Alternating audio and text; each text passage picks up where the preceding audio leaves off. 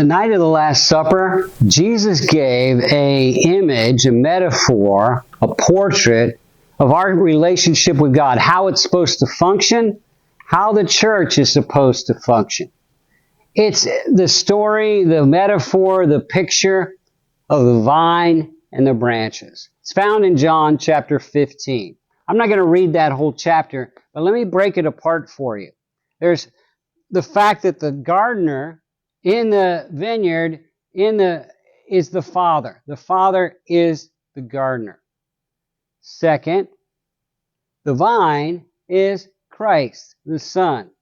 The branches are us. So Jesus is the vine and we are branches connected to the vine.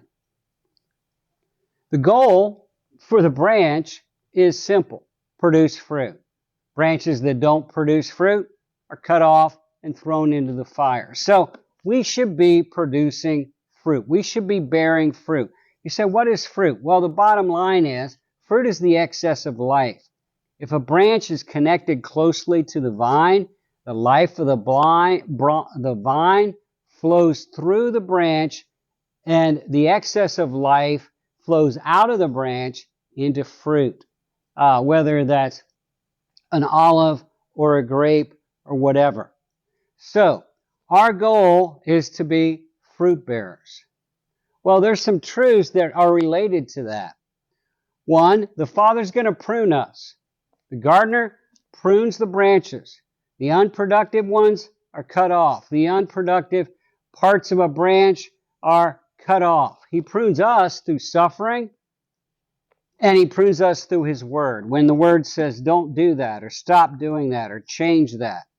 And as we obey the Word, and as we stay close to Him while we're suffering, the unproductive parts of our lives are cut off, and we will produce more fruit.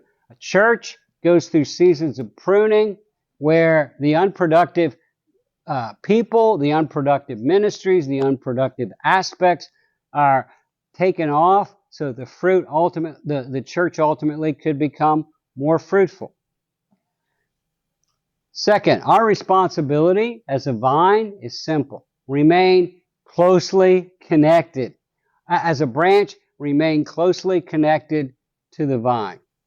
Branch's job is to remain connected to the vine. And there's 4 aspects of that connection. We stay connected through the Word. We're pruned and we're cleansed through the Word that He's spoken unto us.